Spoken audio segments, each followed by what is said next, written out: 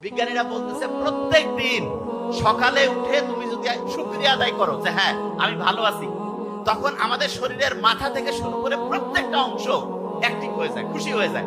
যেমন আমি যদি বলি এই ছেলেটার খুব অসাধারণ ব্রেন, এই ছেলেটা অসাধারণ কিছু করবে, মনটা চাঙ্গা হয়ে যায় না?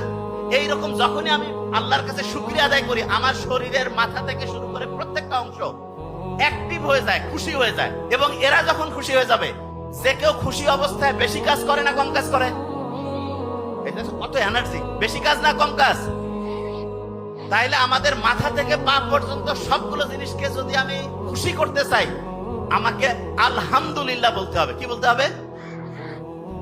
তা আলহামদুলিল্লাহ তো এমনিতে বলতে মন চায় না, এই জন্য আল্লাহ নামাজের মধ্যে প্যাকেট করে দিয়ে দিছে। প্রত্যেক নামাজে আমরা সূরা ফাতিহা পড়ি, আলহামদুলিল্লাহি রাব্বিল আলামিন দিয়ে শুরু করি।